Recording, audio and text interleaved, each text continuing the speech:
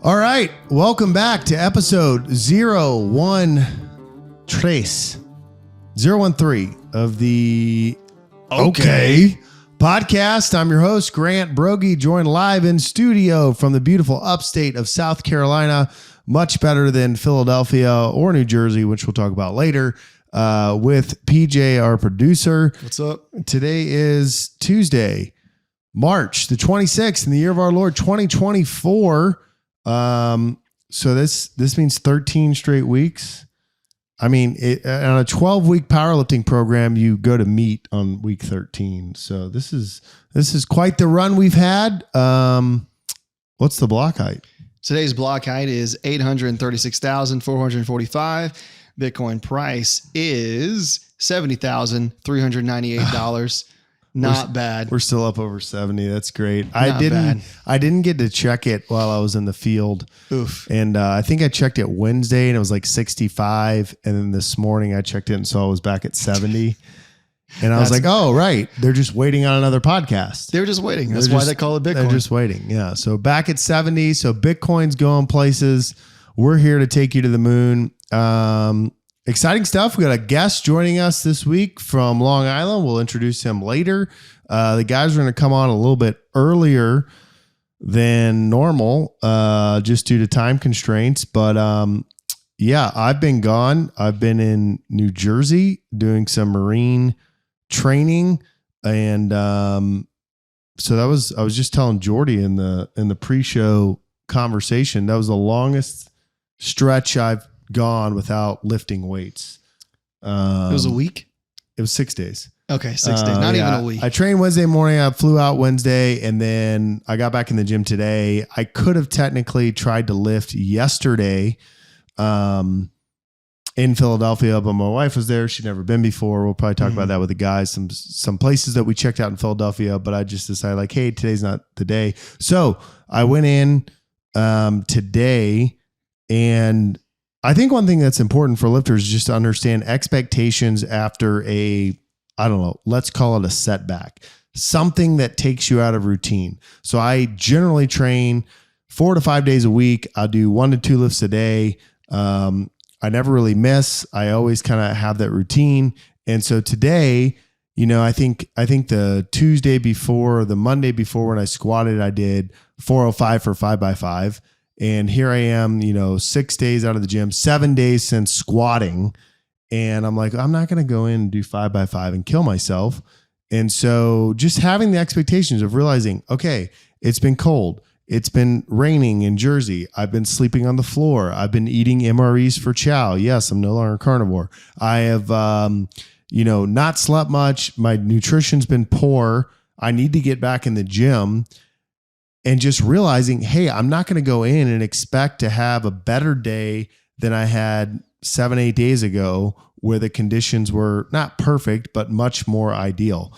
And so, as we talked about in last week's episode, I reduced the volume. I usually do 5 sets of 5 on the first day of the week. I did 3 sets of 5, and I just worked up to something that was like challenging, but not crazy. I squatted 355 for 3 sets of 5, and I kind of did a 3 lift workout. I strict pressed 185 for 3 sets of 5, and then I did weighted chins. So when you come back from a layoff or you come back from a setback, maybe you've had the flu, maybe you've had a fever, you've had something wrong with you, don't freak out. Don't compare it to your last greatest session. Just set your expectations of like, hey, I'm going to make today challenging. And I'll ramp it up quick. Like I bet next week, I'll probably be 385, 395 for 5x5. So I'll ramp it back up, but start in at something that's manageable, that's doable, that you get a good workout. It is hard. It is challenging, but you're not killing yourself and you're not trying to say, I got to add weight from the last time I did. No, you don't. You've had a lot of stuff go on. And then the biggest thing is don't miss too much time. So, a week's about what you can get away with without much setback.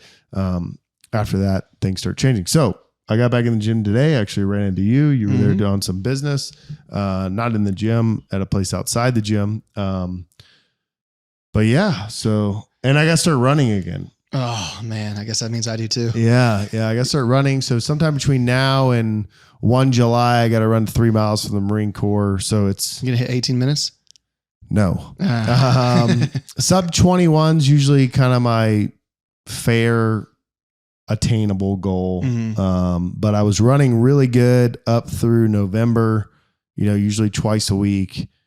And then it got cold. Sub 21 that's booking. Yeah, it's good. Yeah, it's good. So that's the goal. I'm gonna run tomorrow. It'll probably be slow. I'll probably run like a 10-minute mile, but nice. I gotta bust the rust.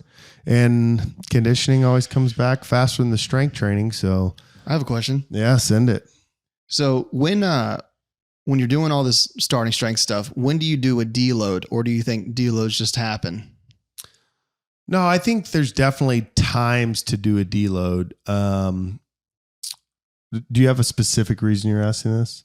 Well, you took the time off. We were talking about the 12 episodes of the podcast. And I just thought, it was next week deload week. But I was like, no, I'm not sure. When do you do a deload week? Yeah. So, I mean, in general, I learned this the hard way. If you compete and you peak and you max and you do a powerlifting meet and you literally do 1 rep max is like, deadlifts that take 12 seconds, really heavy squats, maybe fail a squat. Yeah. Fail some benches. I used to come back and try to train really hard the next week, and I tweak my back a lot doing that. So I kind of learned that the hard way. So, I mean, I think the problem is that for most people, deloads are never needed because they never get to the point where they actually need one, right? Because natural deloads happen. Yeah. Marine Corps training, even for someone that takes their training as seriously as me, comes in and you miss a week, I don't know, some family event that you're gone for 4 days and you're like, hey, I could go train, but I'm with my, like, whatever. They usually had a fever last week for 3 days. There you go. So they usually just kind of happen. But in a perfect world where everyone's consistent and they train 3 times a week, deload's needed. And it's probably usually after a testing. I like to ramp people up, test, and then I call it a recovery week. Like, hey, we're still going to go to the gym. We're going to keep the habit. We're going to do stuff, but it's going to be much lighter. And so that might be like, hey, 3 sets of 5 squats on day 1 at 65%. Deadlifts, 3 sets of 5 at 65% on Wednesday. Some pressing in the 70s and benching in the 70s. And you do that just to like, hey, I'm fatigued. I know I need to recover, but I still need to go to the gym. And then the next week you get right back into it. And it's not a crazy reduction in weight, but there's definitely a reduction in weight because you're starting a new cycle. You're starting a new program that you want to run up and do. So yeah, I mean, I think every 2 to 3 months, if you're training real consistently, you need to have a week where you just kind of like give yourself a break a little bit. And you're still training, but it's just not quite as intense. That was good. Yeah. That answered my question. That was good. Yeah, there you go. Question answered. But like for you coming off a fever's tough because sickness is stressful in other ways. Yeah. So like if you actually have a fever, takes a toll on the body. And so that's where it's just like, hey, come back into the gym. Don't look at your logbook. You know what hard feels like. Yep. And go up like, hey, I mean, what's your top squat? 430? No. 375. 375. First single? First single. Your deadlift's 465. 455. At the Arnold. Okay. Yeah. At the Arnold. So 375. So yeah, 315 5x5 is like up there for you on a 5x5 day. Yeah, that's challenging. Yeah, like you've done it though. I've done 325. Yeah, I got it. So for like with those numbers, 375 max, 315 5x5. If I'm coming back after a fever, I'm just kind of being like, okay, 375 is my best. I've done this like 275, 3x5. Like, it's not going to be easy. No, but I'm not worried about that. You're not worried about it. Yeah. So like say I did 355 and a lot of this is like mental numbers and it's like, well, this will be easy. And it wasn't easy. I watched it look fast, but it felt hard because you're like, I haven't squatted in 7 days or 8 days or however long. I think I squatted this Sunday before. So it had actually been 8 days since I squatted. So like your knees feel funky, everything's kind of out of whack, but I did the opposite of what you're supposed to do. I think on Friday, that was the day after I recovered from my fever. I was supposed to deadlift, and I was like, dude, I got to try to go to the gym. Grant's going to make fun of me. This is terrible. I'm not going to make fun of you. I'm just going to ask you, did you lift? And you're going to feel guilty. It's the same thing. That's how I spin it. But I think you had me programmed to deadlift 445, I think, for a single and then back down. Yeah. And I was like, ain't no way. I can try, but there ain't no way. And so I did 405, and I was like, all right, it went.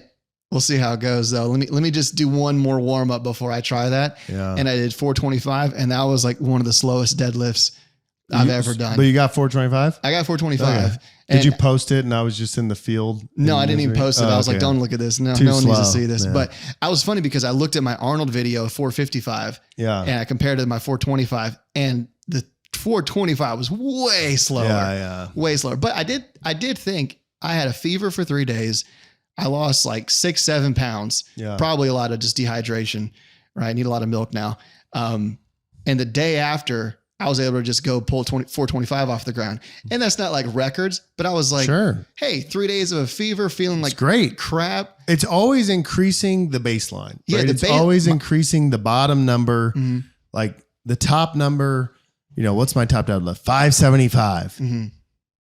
It's never about like, yes, it's about like, hey, I want to deadlift 580, but it's about like, hey, I can kind of go into the gym any day now and deadlift 500. And that baseline has come up. Yeah. And so it's kind of like, it's almost being better on your worst days. Day. Yeah. I was really happy about that. Yeah, it's good. Because I was not eating like hardly anything. And you chose 425 over 420.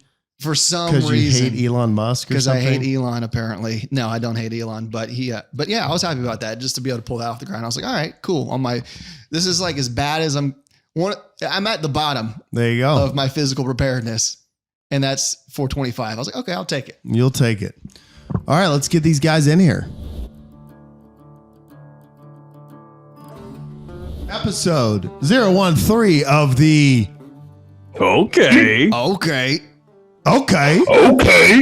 podcast. I forgot how we did it too. Yeah, it's all right. Powered by the Strength Company. We're here with PJ, Tress, also known as Trey Gottlich, Mr. Jeff Biggie drinking out of a Strength Co mug and a Patagonia hat, and Grant Broggi. And it's week 13. So I think Aaron Rodgers healed his Achilles in 13 weeks. So, all right. Yeah, it was something like that. It was something extraordinary. And so we are now extraordinary that we are still here. He was on mushrooms though. Yeah, I mean, of psychedelics. He was inoculated. Not like on his pizza kind of mushrooms. Like no, I think this was special South American mushrooms. No, well, I mean, I've heard it. It was pizza mushrooms. I've heard pizza mushrooms. I've heard if you eat pizza mushrooms and listen to Fleet Foxes, your life changes. Yeah, dude. It's so great. I do it every day. Yeah, every day. Mushroom pizza. Hey, my brother called me last episode. He said he was a big fan of. So he was a big fan of Matios. Oh man, he's like, that guy's hilarious. I'm like, so I got a lot of text. I say a lot. Like I got more than usual. So maybe I think 5. Nice people that were, but what was funny, it was people that had no idea who Matios was. And they're like, that dude was hilarious. Yeah. And I was like, this one? Yeah. I was like, Matios is here for a reason and we are sponsored. So we'll play you that reason. Absolutely. BW Tax. I love them. They're based out of South Carolina, but they can do taxes for you anywhere. They have CPAs. They have the team that you need to cut through all the red tape. They did Trey's taxes, got them in and got them out. And we got to mention that whenever you're calling them, don't think you're going to be talking to some chat GPT, some bot. You're not going to be put on hold for 25 minutes and then told we're going to call you back and then end up at church when they finally do and not be able to answer because you're in communion with the people that are around you. And how could you possibly stop? When you make the call, they're going to answer. BW Tax LLC from South Carolina to everywhere. To everywhere. So thanks to our sponsors, BW Tax. Nailed it. Abby, after she listened to that, she goes, did BW do our taxes last year? No. Hey, Jordy, Whoa, PJ, Not edit that yet. Oh, we are Not under yet. contract. We have to get our taxes to Trey. We are in breach of contract now. All the podcast money. Not yet. You can't afford not to. Can't afford not to. Let's see, Biggie. We got about 15 minutes before our guest comes on. So, what road you taking us down? I'm always headed towards hell. I usually get about halfway there, and then I run out of artillery punch and come back. But classic. If you want me to turn somewhere, just tell me. To segue off that Fiddler's Green reference, I think we got to give a quick shout out to General Gray. So 29th Commandant of the Marine Corps passed away. Yeah. Oh, they named somebody? Commandant, very special commandant. No, not that guy. Oh. No, the 29th Commandant. He's artillery officer. Yep. Only one to get his like official commandant photo in camis. He's wearing an 8-point. He's like, we're a warfighting organization. Like, I'm gonna be in my warfighting like uniform. And then I was telling headquarters battery about him, and then Top Shepherd made sure to point out that he's also from Jersey. So Sean Shepard, New Jersey, big Jersey guy, pointed out. All right, General Gray from Jersey as well. So yeah, I mean, so he's on his way. He's at Fiddler's Green. Yep. Another Mattis guy, type guy, like never married to the married to his own reading list. The Commandant's reading list. Yeah. But yeah, R.I.P. General Gray. The photo's kind of like funny though, because it doesn't, I mean, I got to pay homage. He looks hardcore, but like it's kind of a funny photo. Wait, R.I.P. Is he dead? To find it. Yeah, he died. General Gray died. Oh, okay. Yeah. R.I.P. Trey. It means rest in peace. Yeah. You wouldn't get it, but Jeff and I do because we're from the South. Is that him? I thought you were saying that he was. Yeah, I had no idea who he was. I thought you were saying he was named Commandant. And I was like, oh no. I was completely lost there. I was like, what's happening? You know General Gray. He's like in a lot of the white books. The MCP thing. Oh yeah, Grey's Anatomy. Yeah, that I've definitely seen all those episodes. He was on it. I sat next to Patrick Dempsey on a plane one time. Yeah, that was crazy. Is that the assistant commandant? Yeah. Yes. Real quick, what's the story behind the clothes? So the official commandant photo, it's usually taken in a uniform called Alphas, Marine dress Alphas. So it's a green like that suit. Not that. That's still tight. Just type in commandant photo and you'll see everyone else is wearing a different uniform, often referred to as the pickle suit. Okay. So that one. So that's General Gray in his Alphas. Yeah. Oh, okay. Got it. So that's usually the official photo. But if you go into like Quantico Museum, but when he took his official photo, he was in camis because war fighters. The real story, they were just at the dry cleaners. Yeah, he was like, shoot. And That's today? That's today? I didn't buy all the stars I need. I haven't got them fitted since TBS, so they're a little snug. I bought them from the exchange instead of the marine shop, and anyway, they really sold me on how close that their location was, and I could get my alterations done. God, what a racket! What a racket! The marine shop. I was just on the phone with them this week because when we got our mesh dress sponsor for last year, potential sponsor, the marine shop, Quantico, Virginia, filling the needs of officers' uniform needs since 1775. All right. They sent me a cover. It was like 8 sizes too big. I mean, and Trey, my head's not as big as yours, but it's close. Would it be too big for me?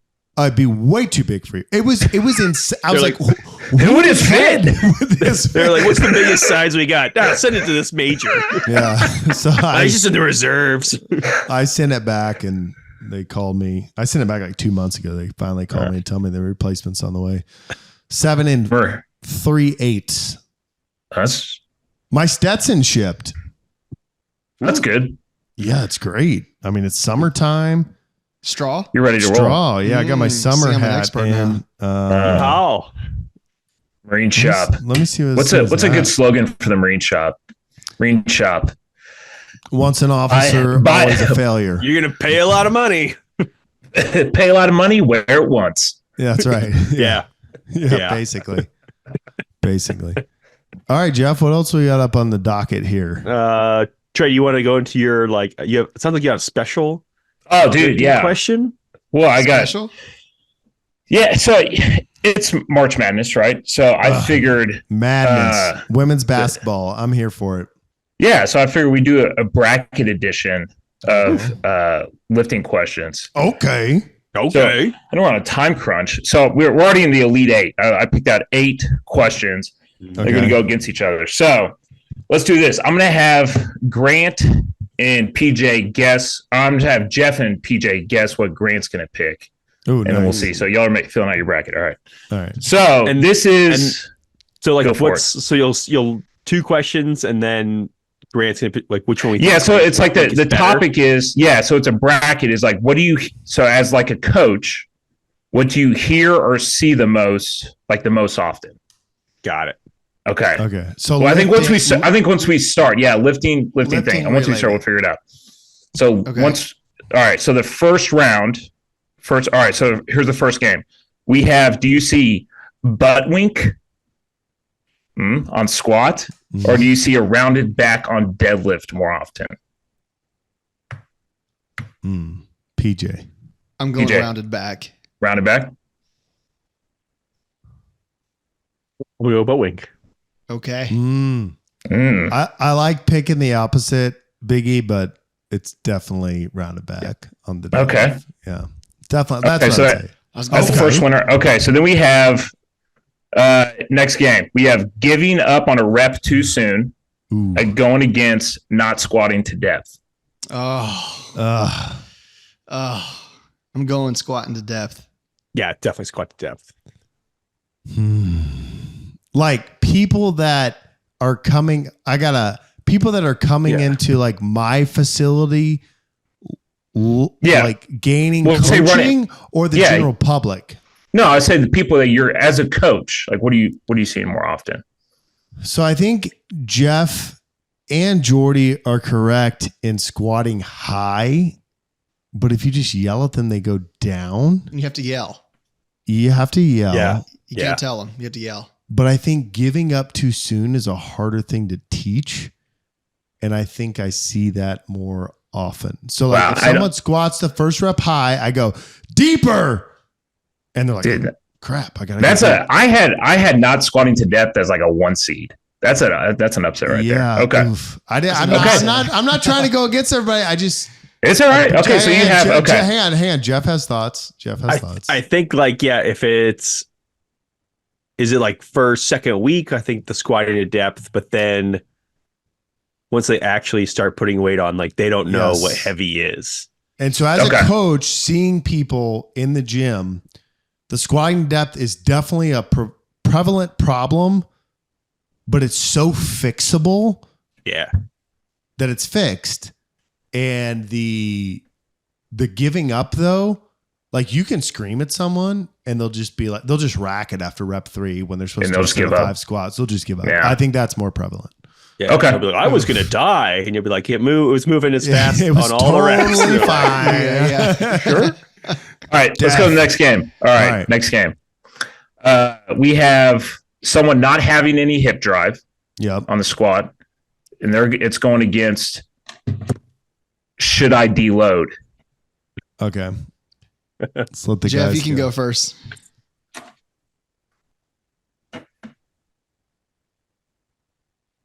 Silence is bad. I think it's a similar type thing in that like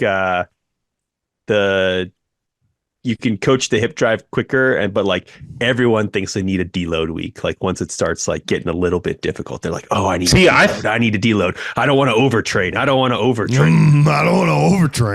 I feel like hip drive. Sometimes I feel like whenever, and it just might be in my head, like when I get heavy, I feel like my hip drive might be the first to go. I don't know. I'm going deload as well. So deload versus I don't like hip drive. I'm the authority here. I'm going to go hip drive on that one. Whoa. So we're keeping hip drive. Okay. Yeah. Hip drive wins out that seed. It's like Angel Reese. You just pull a little hair and LSU that goes to the next round. Are you ready for the next one? Yeah. We have bar placement too high on squat, and it's going against skipping lifting because I'm hurt or sick. Oh, this is an easy one. Yeah, go for it, PJ. This is gonna be skipping lifting. Yeah, skipping. It's lifting. a blowout game. Skipping lifting. That's like South Carolina versus Presbyterian College. So we're in the Final Four right now. 91-39. It's a blowout. Skipping lifting. Can you hear me? Yeah. We got you. Okay. I lost audio for a second. Okay. Final Four. You ready? Yeah, we're ready. All right. We got rounded back going up against giving up on a rep too soon.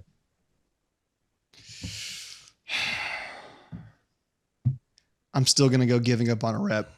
Okay. Yeah. That's what I'm going with too. I'm gonna go with that as well. Giving up on a rep. Yeah. Giving up on a rep. All right. And the other side of the other one is someone not having hip drive going against skipping lifting because I'm hurt. I think it's skipping lifting. The tournament's rigged. No, I was gonna say it's rigged. Script. All right, so now we have skipping lifting against giving up on a rep. That's related. That's a good matchup. That's a final really right there. That is a final. Jeff, all right, Jeff, what do you got?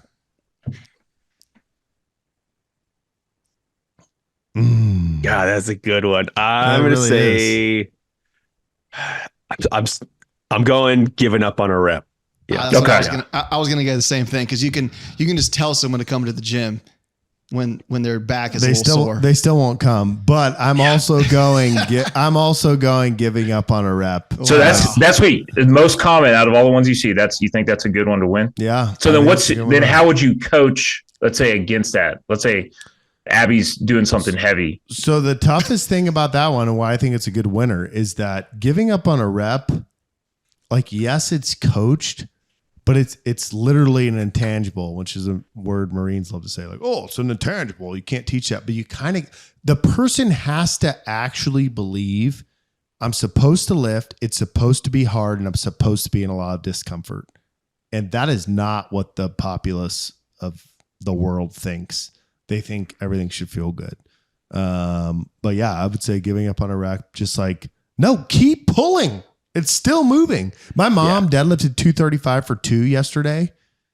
And I watched it. I remember I saw you posted a video of it. I was like, Mom, beast, you're amazing. And I'm not just saying that because she's my mom, but like the first rep was so slow, so slow. And like you see that sometimes on a set of 5. First rep's a lot slower than the next few, but the first rep was slow.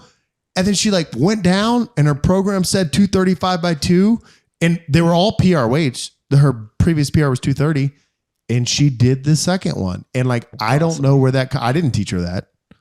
I'd love to say I did. Her coach didn't teach her that. Like, that's something like where she's like, yep, this is supposed to be hard. Yeah. I'm supposed to wonder if I can do this. And she did it. So some people just naturally much better, I guess, higher pain tolerance. I don't know, whatever you want to call it. Yeah. I mean, I think it can be taught. You do see people come through like, and they train over and over and they fail and they keep, and like they learn. Like a lot of people in the squat, particularly if you film them and they fail a rep and take it to the pins and then you play it back and you're like, it was still going up, and it'll like, something will register like, oh crap, keep going. That really was going and I just quit. And then, but like, and so some people will be like, wow, I was a huge wimp. There's a lot of words I could use right here, but I'll just use wimp. And I was a huge wimp. And next time I have to try harder and it clicks. And for some people, they're like, no, that was hard. I can't do that. I remember like on a deadlift, I think he told me once, it's like count to 5, like pull and like count to 5. Mississippi. Yeah. I used that a few days ago. So I got Kate, my fiance, to start doing the starting strength. So she's on her deadlift and she does her, I was mean and I made her jump up 10 pounds instead of 5. And so in body weight? What? Yeah, and body weight, a lot of milk. Good. No, she goes up 10 pounds and she's doing it. She does the first rep and she like pulls it and like, by the way, I'm looking at it. It's fine. And she sets it down and she goes, I don't know if I can rep that. And I looked at it and it was like, whew, flew up into the air. I just kind of was just like, you got it. Like, it'll go. Just do it again. And she was like, okay. And she did second rep. She was like, I don't know. I was like, just do 3 more. She was like, okay. And then she did 3 more and it was like, fine. And I was like, this is lifting. Yeah. It's easy to get in your head when it gets heavy, man. Yeah. Oh, yeah. I got it. Oh, he's got it. He's got it. Yeah, I always just tell people to do delayed cadence. Yeah. Oh, delayed cadence. You'll get it. Delayed cadence, leg cadence. 1, deadlift has not moved. 2, gonna keep him pulled. 3, gonna go to the knees. 4. Oh, I used the 5 seconds though. I said just pulling up for 5 seconds. I did say that. That seemed to be good. Worked. Good bracket. She said. What were you gonna say on the squat, Jeff? It's like you don't like you have to like push them out and like they have to like get out into deep water and like actually like just try it. Like they're like until you hit that 3rd rep and you're like, oh, I have 2 more. This is not happening. And then you actually do it. Then you're like, oh, that's what it's gonna feel like. Okay, I'm not gonna die. It's not gonna be fun, but it's gonna be hard. And that's what we want. Mm-hmm. Feelings are fake. Should we let this guy from Long Island in? Hey, Strong Island. All right, let me let him in. Hey, Handsome gentleman. Hey, there's my boy. Okay. Look at this crew.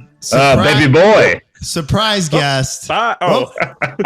Surprise to everyone from Long Island, Chaminade grad, lacrosse player, Naval Academy graduate, Marine Corps captain, best storyteller I've ever met in my life. And remember, I'm Irish Italian, number 1. Joining us from, I think, sunny Florida. We'll let him tell you. But Nolan Hickey needs no introduction. Marine with Jeff, Trey, and I back in the day. We all lived together. Nolan, thanks for coming into the Okay podcast. I'm not an artist. Pretty impressive guy you just described there, Grant. As Don Hickey would say, an officer and a gentleman. Am I right? He would agree with that. What's going on, Nolan? I don't know. It's tax season. I'm a little worried about getting the right guy lined up. If only we knew a guy. Yeah, you're gonna get your opportunity to read a tax read, but we like to do that a little bit later once we get to know you a little bit. What if Nolan just comes on and just does the ad read? He's like, bye, I'm out of here. Just leaves. I made my money for the call. I'm only here for the sponsors. You'd be right. I know we're hard to keep track of these days, but currently in Sarasota, Florida. Can't beat it. Where is that? And that's a real question because I'm homeschooled. It's next to Trump's house, right? Well, that explains a lot. I know it's near hurricanes. Yes, that's true. Very true. Yeah, we're just south of Tampa, north of Fort Myers. Nice little Gulf Coast. I guess it's pretty central, just on the Gulf Coast side. But I'm looking on the map. You're on the what we call the Alabama side of Florida. Very well. Yeah, just below the Panhandle. Can't beat it. Can't wait for you guys to come down here. Got the garage gym set up with the starting strength. Got the plates. Got the bar. It's quite nice. Nice. Do you still call it the dojo? I do. Because you gave me that name. You were the very first person that you were like, I set up the gym. You're like, nice dojo. And I was like, what's that? If I remember correctly, it was the Carlsbad, California dojo. That's right. Yeah. Dojo 1.0 until we all decided to move in together in Dana Point. Dojo 2.0. Happy stay my life. Yeah. Dojo 2.0 was great. Those poor neighbors. Yep. But bringing back some good memories, one of my favorite memories would be when Jeff decided to leave his car in our driveway during deployment, aka Jeff. And wait, let me explain. Jeff. We named the truck or the Jeep Grand Cherokee Jeff. So Jeff was gone, but Jeff was here. Continue, Nolan. Yeah, and some of us were a little concerned about the mileage on our leases, so we rotated through with who was going to drive Jeff for the weekend, sometimes the weekday. it all depended on who was in like the tightest bind. But cut down on everyone's costs, and I don't even think Jeff knew what was going on for 9 months. So we appreciated it. I feel like we did him a favor. My favorite is the gears turning. My favorite is Jeff's car. For some reason, like the manufacturer decided to put like you could like set the record for like top speed. Like it's like hey, top speed record. I'm like, why would you are you drag racing? Like, why would you put this on a Jeep? And then we ended up breaking it while Jeff was gone. Every week. Oh yeah, we just like constantly. As I most correctly named it, the high score. High score is 122. I'm like, put me on the 5. I'll break that. Yeah, I think got up to Nanef, LA. It was all over the place. You name it. And then got back from deployment, and then within 2 hours, back in my core, and Gordon is like, oh yeah, they set the record for the high score, and I was like, what's that? And it's immediately spills the beans. Yeah. Thanks, Gordon. Thanks, Gordon. I was like, you know what? All the parts seem to be intact. It's still running. I'm missing half of my. Missing half of my wardrobe, but the car's still running, so that's good. Well, yeah, Gordon. Jeff's sitting outside. Potential sponsor, Gordon McLeod. Hey, good sponsor. Yeah, that'd be a good sponsor. I mean, he kind of sponsored us as lieutenants. We just wherever we went, he paid. He took me Sweet 16. Yeah. Well, Nolan, we don't want this to be about us. We want it to be about you. So, tell us, you're 4 years removed from the Marine Corps? Yeah, this summer will be 4 years. Got out end of July of 20. Got out of the Marine Corps. COVID times. Yeah, dark times. But it's been a fun 4 years since getting out. I'm probably not good for viewership, but I haven't missed it one day since getting out. Reach. It's good for viewership. Yeah, the grass is greener, the air is fresher, and the food tastes better on this side. So it's been fantastic. But and got out. Go ahead. I got out from. I was on recruiting duty in Phoenix for the Marine Corps, and that could be a whole podcast in itself of what transpired there for 38 months. But from there, moved up to San Francisco to the Bay Area to work for a builder. Was there for about 2 years, and now I'm down in Southwest Florida with a different builder for the last 2 years, and construction management. I'm on my 3rd project. It's been fun. No complaints. So I talk about this a lot. I was talking about this weekend because I had Marine drill weekend about, Marines leaving. And I always say, when you decide you want to leave the Marine Corps, everyone's just like, okay, see you later. And because everyone that's your boss or over you has never left the Marine Corps because they're still in the Marine Corps. But what was, I don't know, maybe we got some viewers that are still active. Maybe we got some reservists listening. Your transition from, hey, I'm this captain getting my ish pushed in every day in Phoenix as an XO, working around the clock, to going, how did you use a recruiting office? Did you just what did you just throw resumes into the wind? What did you do? Did you know a guy?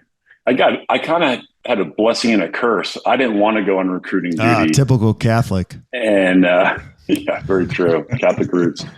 And I didn't have a choice. So they said, go to Phoenix for 3 years or you can get out. So I ended up going to Phoenix, and my first 2 years I was an officer recruiter. So really every week I was at a career fair of some sort, meeting people, trying to bring people in the Marine Corps. But I ended up meeting a lot of different companies and a lot of hiring managers or recruiters for different companies. And that's when I kind of got the idea in my head, all right, I think this ship has sailed. But shout out to Lieutenant Colonel Jody Cooley, told me one time on the phone. 6. Legend. Jody was basically like, you're going to wake up one day and you're going to know it's time to get out. I was like, that's good advice, but you're still on active duty. So how do you know what that feels like? And he's right though, right? You're just going to have a feeling one time it's time to hang it up. So my CO at the time, he's actually 3rd LAR CO right now, Scott Stewart. I basically told him a year and a half out, hey, I've explored all different options. I'm ready to get out. And I think I'm going to start the process here soon. And, after him trying to sell me to stay in, was fully supportive. And I know not all CEOs are like that, but he was pretty special. And I just started doing some due diligence in the area, setting up breakfast and coffee with people. And every time I met with someone, I'd ask them for like 2 or 3 more contacts. And before you know it, good things happen. And thankfully, at the Marine Corps birthday celebration in Phoenix, there's a huge collection of veterans there. They get together, cut the cake, and celebrate. This same gentleman, Scott Stewart, got up on the microphone, several hundred people in a ballroom. Everyone's fired up. And he introduces his staff, and he goes, oh, by the way, Captain Hickey's getting out in like a year. He's looking for a job, so everyone should come up and talk to him. And, he didn't have to do that, but he did. And that led to a bunch of different opportunities. And a couple of the gentlemen I met there just took like a special interest in me and introduced them to people that were in the area. And Phoenix at the time was primarily like wealth management, insurance. And I was interested in it, but after meeting with a couple of folks, it probably wasn't for me. And then just continued to dive into my network, talked to some folks that I knew from back home on Long Island that were in construction management. My old man was in the industry, and just ended up finding an opportunity with a contact from Long Island who gave me my first shot up in the Bay, and probably would have never moved to San Francisco on my own, but the opportunity was too good. And sprinkle COVID in there. A lot of folks had especially Marines getting out, had their offer letters rescinded, and it just caused a lot of problems. But thankfully, I had some good people in my corner helping me out. That was great. That was like a real professional answer. So I'm gonna kick it to Jeff and Trey, because we gotta like get Long Island Nolan Hickey out of the box here. So yeah, keep it coming. Yeah, Trey, I think you like get Nolan out of his box. Right. That get him on an Irish story. Maybe it's about his mother in a school. Maybe it's about his dad. It could be about a professor. It could be about Nolan. Need I say more? He's our friend. He's our friend. He's our friend. So Thank you, Jeff.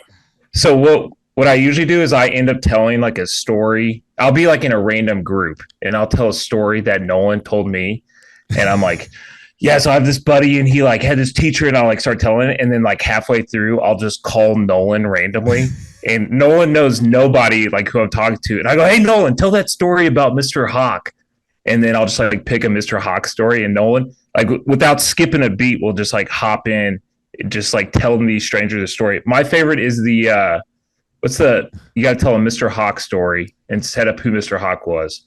But with the one with remember they're at the teacher conference, and like they have to do like parking, or was it like? Oh yeah, they had to do something, and this is like folklore of the high school. So you have just a fine institution. I'm a proud alum, and every faculty member there is just like unique in so many ways. They're the salt of the earth. They would do anything for the students. They would do anything for the alumni. And, when you meet different alumni, they all have like the same great stories about like the same teachers and kind of like the who's who. But there was one story that happened long before I got there, where the administration had this orientation for freshmen.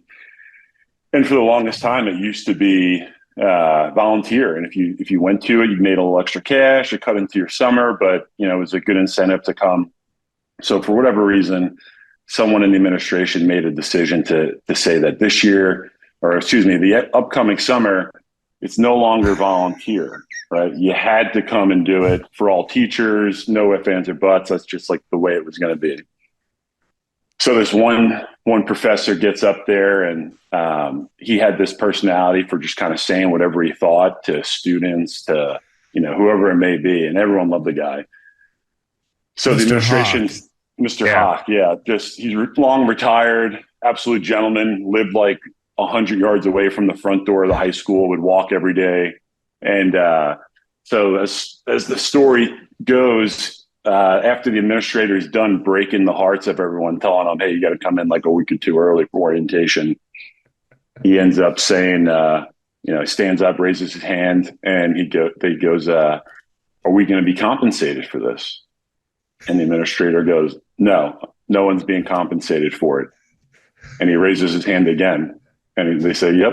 And he goes, why don't you just kick me in my balls in front of the entire, faculty and staff? And everyone got a laugh out of it, but that was just kind of like his humor. And he shows up, smile on his face, and he's just a great guy enjoying retirement now. But just a million stories from that school, and too funny. But he's a legend. I never had him as a teacher, but you'd ask anyone who had him, it was like a stand-up comedy act while he's teaching physics during the day. Yeah, I would get between you and Brian Finn. I think I feel like I know the guy. Yeah. There's he's a piece of work, but he's got a couple of good ones out there. A few that we can't repeat on the air, but just as like a total legend. But every teacher was similar to him, just a total riot. Most of them were born and raised on Long Island, so they all had kind of like the same attitudes and sense of humor. But good place to be from, that's for sure. Didn't Bill O'Reilly go to school? He did, yeah. Bill O'Reilly was I think it's in one of the openings of his books. He was sitting in like freshman religion class at Shamrad when JFK was shot, and he never forgot like who the teacher was. But he'd come back every year for career fair and just he was like the capstone, finishing touch on career fair night, and just talk about himself and how he got to the point where he was there. It was always interesting. He would dive into all the details, but another guy that was super loyal to the high school and always giving back. Jeff, what can you get out of Big Nolan? I mean, we've established a world-class storyteller. So a strong Long Island boy now living in Florida. What's the adjustment been like? Any like crazy like Florida man stories, or has there been any like culture shock? Are you basically Dave Portnoy, like one house in Montauk or wherever it is, and one in Miami? Like, what's happening? No. Just the one place. We move around a lot. I'll tell you what, I thought I knew humidity until I worked in Naples for the summer. That was like Jeff and I know. You know what? You want to know why? Because we're from the South. Naples is not the South. Naples is Florida. No. The humidity is. Florida's so big. It's horrible. Yeah, it's just a different beast down here in terms of like the people, the pace, and everything. Everywhere I've lived in this area is a bunch of New York transplants or Midwest transplants. So it's very rare you meet a Florida native, but they're definitely here. But it's blown up. Cost of living is unaffordable for housing. You got houses on the market for like $675 that are about $200,000, wood frame, not up to code. People are buying them. So that's a little frustrating at times, but it's nice. The traffic is less than ideal, especially in season with all the snowbirds here, but there's good people, plenty of work, and the food could be a little bit better. But I feel like Jordy lived in Miami for a while. I feel like he's got some questions for you. Oh, I just want to ask you, were you there during Hurricane Ian in 2022? Before I get into that, Jordy, why don't you give me a little intro so I know who I'm talking to? Hey, stand at attention when you're talking. PJ used to be off camera. And so now he's on camera. So like, we don't actually know if we should introduce him. I mean, I just heard a story about you just call random people you don't know and tell a deep, intimate story. And now you're giving me 20 questions. I feel insulted, but that's all right. Answer the question, Jordy. Yeah, for real. Yeah, Jordy, where are you from? I'll tell you. Yeah, Jordy. Yeah, so I'm Jordy, a.k.a. PJ on this podcast. I'm Grant's video guy doing all the production stuff here. I do that for my job. I was in Miami for a little over 2 years, working with a podcast that was based down there. And now I'm in Greenville, South Carolina, living down the street from this guy. And he, also a fantastic singer, Nolan. I don't know if you know. Yeah. Great pipes. Yeah. That's great. Yeah. Mazel tov. There you go. Yeah. So I was so I moved to Naples like March of 22, and I was living in an Airbnb like 7 blocks off the Gulf in downtown Naples, and my wife and I relocated to a house, just on our own accord for a rental after we kind of got established in the area and trying to figure everything out. So we moved September 1st. September 28th of that same month is when the hurricane hit, right? So we were watching the news like everyone else, and the weathermen, weather forecasters, they get everything wrong, right? So they're telling the entire state. Yeah, well, they're telling the whole state that's going to hit Tampa, right? So everyone from Tampa is freaking out, 100-year storm. So people start heading south and north and whatever, getting out of Tampa. Oof. And then they say, it's actually going to hit Sarasota. So then people from Sarasota get concerned. They go up to Gainesville. They go to the East Coast.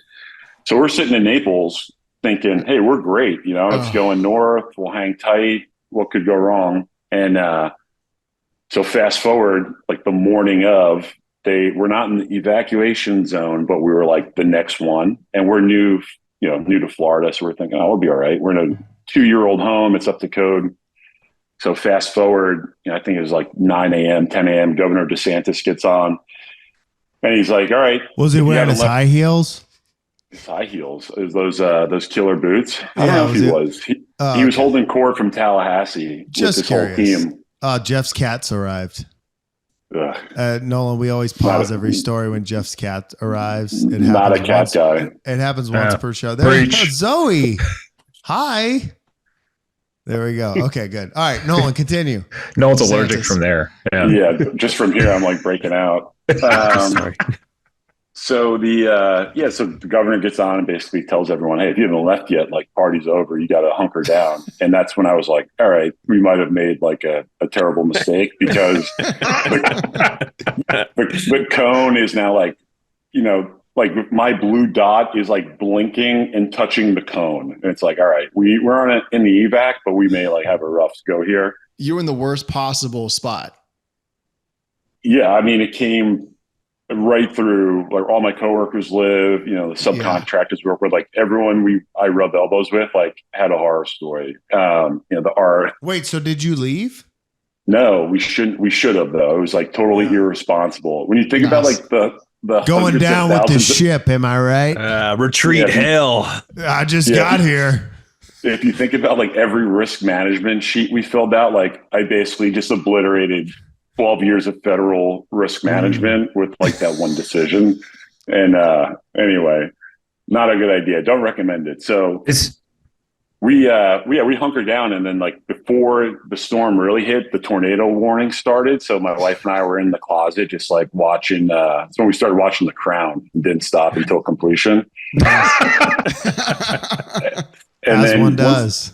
And then we started losing power and whatnot. And then like when the hurricane showed up, it sounded like the Long Island Railroad, like in between my neighbor's house and I, winds and everything. But thankfully we were in, brand new home for the most part. So we didn't have any issues, but surrounding area, like it really ruined Northport, Port Charlotte, like Matt Lachey's an area that basically got like, I mean, it's gone. It's, sad to see with all the like before and after. So storm blows through. We didn't have power for like 5, maybe 6 days, but like the state of Florida ran like a full-fledged military operation to get everyone like up and running, look for survivors, rescue people. They had Chinooks flying overhead. I mean, it was really impressive with how quickly they got everything up and running. But so you're saying the way that the military operates is impressive? No, the Florida. Oh, the state of Florida. Running, yeah. State of Florida. Yeah. Okay. Just like just to be clear. Oh, sorry about that. Yeah, just for the way the state of Florida was ready to respond was like inspiring, right? They had FPL, had linemen ready to go, like sleeping in parking lots in the center of the state. But really, they just got everyone up and running in like a week and a half, unless you were, a total loss of a house, which unfortunately happened in a few areas. But we missed about, let's call it a week of work. By the time we got back, like all of our different employees, like whether they work for our company or they were our subcontractors, like everyone had a horror story, right? Or if they didn't happen to them directly, they knew someone, right? So like, I work with a guy who is in his attic using a chainsaw to open his roof to like get up to high ground, right? Like that's how bad it was. But the good thing was like the neighborhood, like the community down here was unbelievable what people did to respond to help out. People came from Miami, came down from Jacksonville, bringing supplies. And just like unbelievable what people did for each other. And I don't think the response would have been the same in other parts of the country, but it was cool to see. Unfortunate to be a part of, but cool to see the response. So Nolan's horror story, like everyone had a horror story. Nolan's was like, "Yeah, I watched all of The Crown." That was his cross to bear. That's what I did. I won't get that time back. Yeah, no, thankfully, but the timing wise, we moved out of our old place September 1st. After everyone got cell phone reception back and kind of checked in on their family and friends. I texted our own landlord who actually lived down the block from us. And her first response, typical Midwesterner from Minneapolis living down here, was like more worried about us. And she's like, I was just happy you guys weren't in the rental anymore. It got 5 feet of water. Right. And then I was like, oh, well, what about your house? She's like, oh, yeah, our house is destroyed. We got like 6 feet. Because they were like a block or two closer to the water. So with the surge and everything, it was like every block just got, way worse. And, but yeah, people are unbelievable. And I think it's a big reason why they live down here. Good community base. Florida. I think it was 1 degree, in terms of wind miles per hour. It was like 1 degree under a category 5. Like it was knocking on the door. Yeah. Some insurance company made that happen. I can. Yeah, for sure. Yeah. So Nolan, we're starting a new kind of segment on the podcast called Hot Takes, and it's the guest hot takes.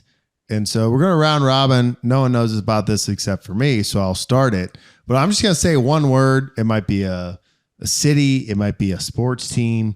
It might be whatever. And we just want you to you have 30 seconds. I'm going to start a timer. You have 30 seconds to just kind of give your hot take. I have a lot of negative things to say about the city of Philadelphia. I was just there yesterday. And so I'm going to start out and just say Philadelphia as a Long Islander, hot takes, go. I remember as a kid, one of my uncles told me that the city of Philadelphia was one of the only cities in the country that had a judge at their professional sports stadium because their fans were so rowdy. They would just arrest them on site, book them, and get them out of town, right? That was just the quality of person in Philly. So I had all those horror stories, but I don't know. Everyone I know from Philly, I generally think they're loyal and pretty awesome. That was great. That was right at 30 seconds. Yeah, we went to Philly. I mean, Diana had never been, so we saw the Liberty Bell. We saw Independence Hall. She ran up Rocky Steps. We ate a cheesesteak, and I was like, "No, get me out of here." But that was a good hot take. We're gonna round robin. We're gonna Jeff next. Jeff, you got something that you want to hot take from Nolan? Yeah, we've been planning this for a while, Jeff. Yeah, so ready for this. Everything's planned here. As soon as you say it, I'm gonna hit start. Living in a house with 6 lieutenants. Start. 30 seconds. Oh, he's drinking. I'm gonna give him 2 seconds back. Go. Living in a house with 6 lieutenants. I gotta say that was one of the most ridiculous years of my life, but it was really good for a lot of people, i.e. our neighbors. Yes. We thought we were going to get sheriff, removed from the rental house, but I remember they loved us. And at Thanksgiving, we threw a banger for Friendsgiving one year, and our neighbor brought over white wine for us because he just wanted to make sure we could keep things going. But a lot of milestones in Dojo 2.0, that's for sure. That's a good hot take. All right, Trey. Oh my goodness. So ready for this, huh? Do you want to go to PJ? Do you want to go to PJ next? No, I'll go. I'll see if I'll come up with a random one. Nicolas Cage, pretty good actor. Hot take. I mean, he's got an Academy Award, right? So it's hard to say. Wait, does he? I just made. Is he? Academy Award sure. Winning? Yeah. Hey, PJ, get on the. Look that up. Yeah, PJ, do your job. I'll reset the camera. Don't worry. Yeah. Yeah, I don't know. Con Air was on the other day. That guy just makes that movie special. But he makes, I don't know. I think he makes movies to where it's they're not good, but whenever they're on, you have to watch them. You have to watch it. Yeah, I got a short list of things I just have to finish. Con Air is on them. It's horrible. Yeah. He's pretty good in The Rock, but National Treasure. Sometimes you just got to finish it. He does have an Academy Award, by the way. Is it Raising? No. It was Arizona? Nope. It was Leaving Las Vegas. Best actor. I've heard Fear and Loathing in Las Vegas is a good show. Never seen it.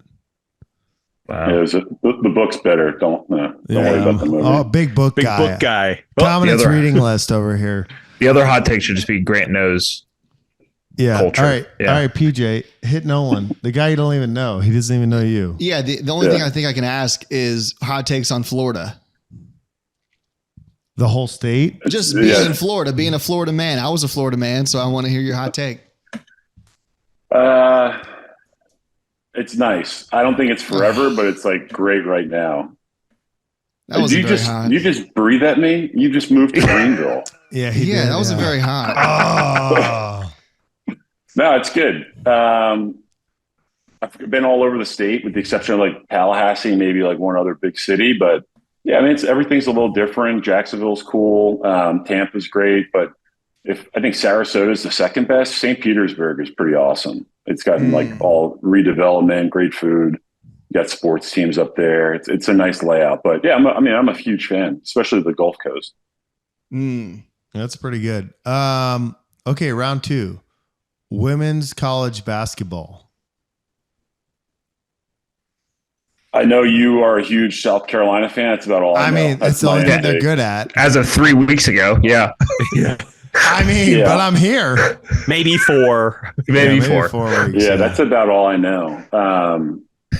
That's South Carolina has a women's basketball team. You want LSU, you want Iowa, and you want South Carolina in the Final Four. If that happens, it's going to be exciting. If it does, plus another team. Yeah. Well, is that what your bracket says? No, it's not about my bracket. It's about like angry women on the team that will pull each other's hair and fight. Yeah. And each of those teams has them. He likes and the their drama. coaches are all crazy. To be fair, if you ask me about men's basketball, like the only thing I'd be able to tell you is like Mike Krzyzewski's not at Duke anymore. That's like the extent of what I know. I bet if I asked you about men's basketball, you would know more about women's because you listen to the OK podcast. And you'd be like, I don't know. Like, who's the number 1 seed in the March Madness men's tournament? Go ahead. Tell me. A number 1 seed? The number one seed. Name one. Overall. Well, it should be 4 total. All right. Yes. So correct. Yeah, that was a trick question, Grant. There should be 4 number 1 seeds. Yeah. Well, I think he was asking for Grant's good at asking questions. One. Okay. Let me follow up question. Name one number 1 seed in the women's. South Carolina. There you go. It's obvious. It's obvious. Big advocate for women's sports over here. Big Title IX guy. Yeah, big Title IX guy. Love it. Love it. Nolan, I feel like we got to get a little more out of you before we let you go. Yeah, let's go. Keep it going. Let's go. How's the dojo treating you? You getting some good lifts in? How's training going?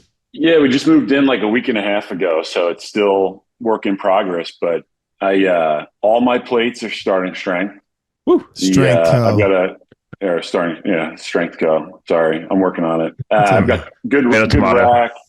The bench, I have a pretty nice like Thompson pad, nice and fat. Oh, that's a good bench. Yeah. I'm pretty excited about it. But big garage, so I'll get it set up again. But yeah, so far so good. Trying to get back into it, but how often are you getting in there? Like, are you 3 days a week? Or are you like kind of inconsistent? Or like, where would you say you're prior to this move? I was looking at like 2 days a week if I was lucky. Yeah, just with like work and everything. That's probably been like my biggest problem. But I was taking like some of your advice and just doing like 2 of the lifts due to time constraints, and then. And I got to get up early for work. So finding time, and I have a long commute, unfortunately, but trying to make some time for it. But in terms of like my days in Phoenix and Camp Pendleton, like I'm nowhere near that. So you're not even close. You're 6'7", right? 6'7" and 3/4. What do you weigh? Tallest Marine I ever met. Yeah. What are you weighing these days? Probably like 275.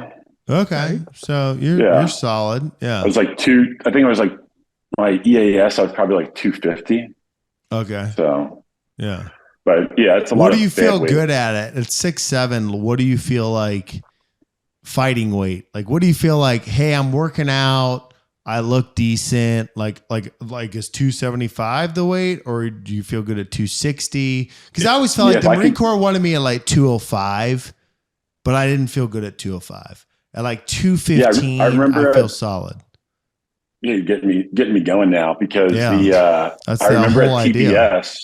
Yeah, I was at TBS and I remember getting like humiliated, getting called out of the classroom to like, where's Hickey? He needs to weigh in. And everyone's like, ooh, a bunch of grown men and women going, ooh, right? So I had to go back to the room, change, come down, and I weighed in at, I think it was like 240, and my max was like 244 based on my height. And they made like a huge deal out of it. But if you look at the entire 8 years on active duty, like the worst shape of my life was TBS. Right. Yeah. So I remember being like, if I look like this and feel like this, like I'm just going to have this, height and weight thing following me the entire time. And then, after meeting all you guys out at Pendleton, I remember one time telling, I guess it was Major Martin, I was like, you got to put weight back on after, having my jaw issue. Oh yeah. And I was like, I am going to get gigantic, right? Like I'm going to just like do what I can. I remember in like 3 months, I got on the scale. I was like 285, no neck. I wanted you to be 300. I could have done it. And I just remember guys like Cooley, I walked into the 3 shop to get taped and they were like, what have you done? Like, I felt like a walking science experiment, but, I was doing max, relax on the run. I wasn't going to run anything close to what I came in at, but, that was probably the best I've ever felt physically was, not at that heavy, but like in that time period, like the last probably like year and a half in the fleet, just doing, heavy lifting 3 days a week. The calorie intake was just like gluttonous, but it was fun. And like I remember walking down to that Ramon's in the taco taco shop and just like wolfing down 2 burritos and like cleaning my lip and like walking back to the battery office to like have a 3 cups of coffee before the next meeting. Or like Nolan, were we living together then? Yeah, when we were all carpooling, there was I remember. So like Nolan would have like just eat dinner, and then like I would finish working out, then I would go to like Chipotle, and Nolan would be like, "Should we go to Chipotle?" I'd be like, "Let's do it, man." Just post meal. Yeah, if I did that now, I would go into like cardiac arrest. The 30s are crazy. The 30s are crazy. Like I just did a 4-day field op. Let's see, I flew there Wednesday, Thursday, Friday, Saturday, Sunday in the field.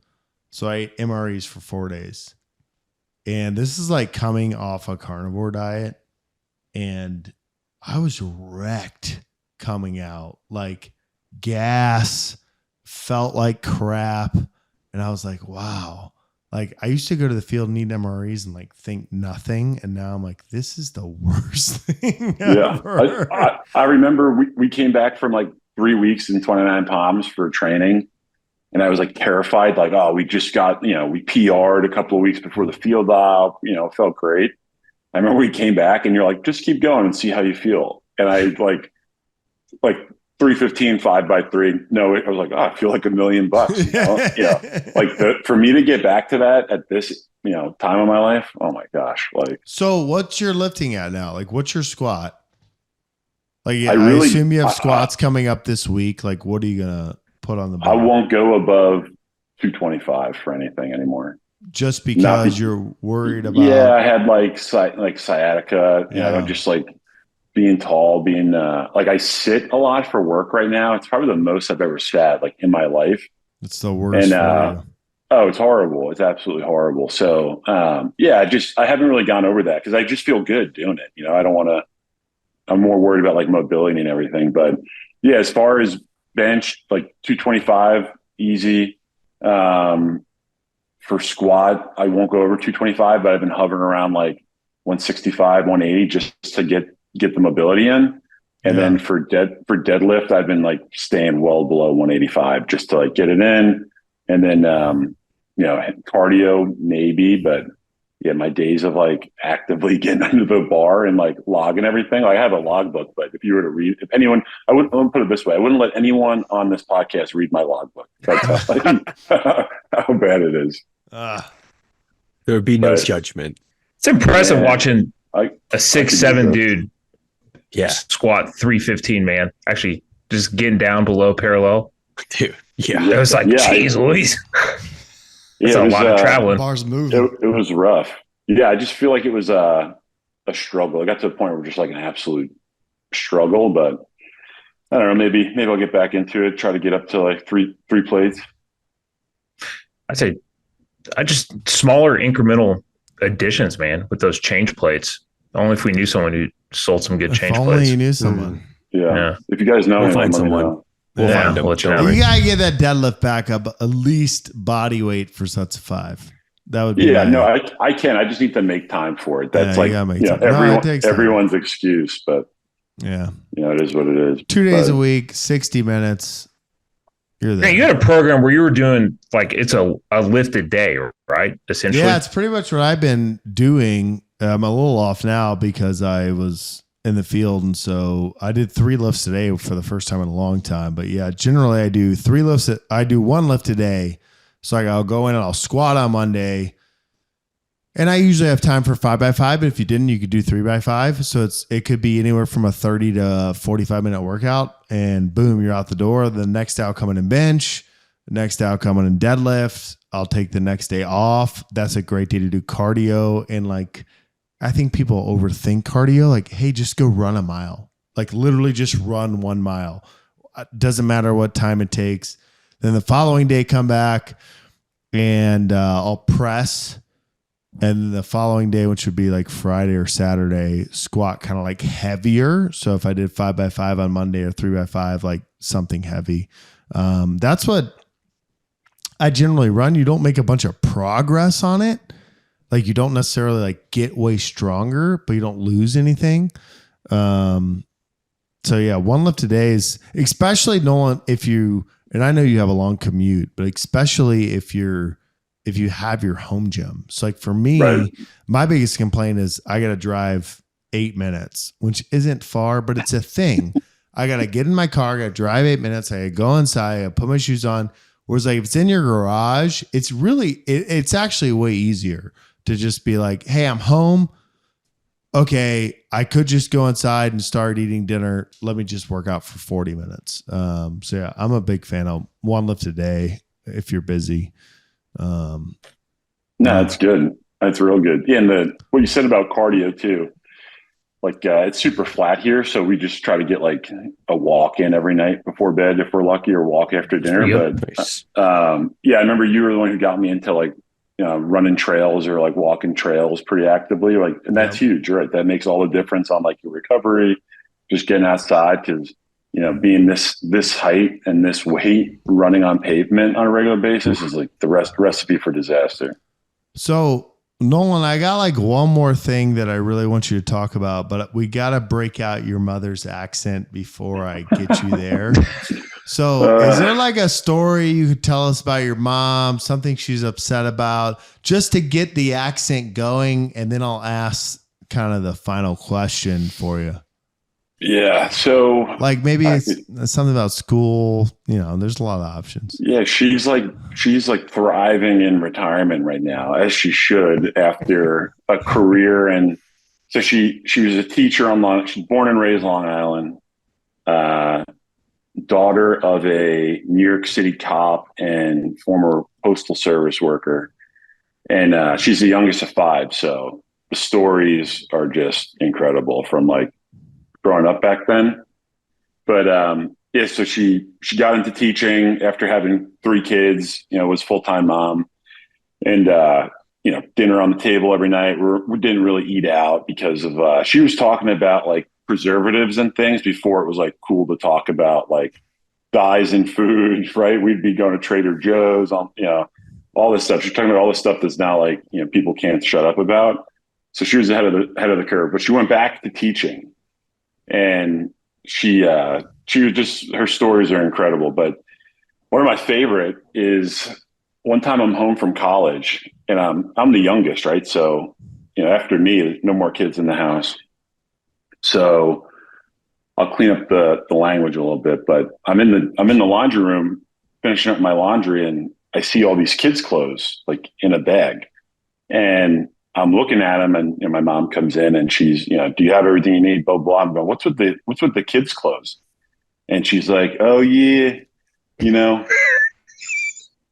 these kids, they smell terrible, right?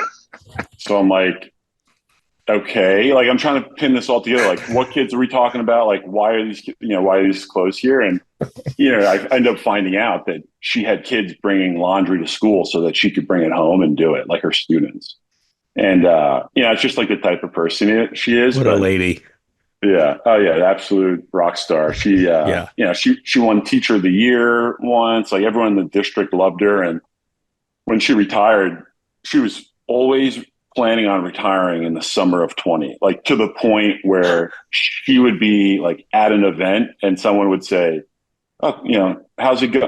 Colleen, how's it going? How's school? And she'd go, 12 more Septembers, like in 08. Yeah, like counting it down, like, okay, 9 more, right? Like, like the countdown was on, but it wasn't like she was mailing in. She was like, everyone in the school district loved her. All the kids loved her. So when she retired, unfortunately, it was during COVID, which everyone thought was like on purpose. They're like, oh, she retired because of COVID. And like the people that really knew her are like, no, she's been like, this has been premeditated for like, the countdown's been on. Yeah, we've all been tracking it. So 12 more Septembers. She's one of the teachers that got honored where they had all the cars lined up like around the corner from our house. And I forget, my old man was like, of course, counting. And it was like six. Yeah, my father had to be meticulous with like the details on how they honored her. It was like something like 60 cars, ripping through the neighborhood honking and sending her off. But yeah, she's a riot with her sense of humor. But now she's just, she's got 3 grandkids. She's doing what she should be doing, hanging out. So Nolan, we have a sponsor of this podcast. It's called BW Tax, bwtaxllc.com. And they really just try to like help people during tax season, get through the things that are difficult.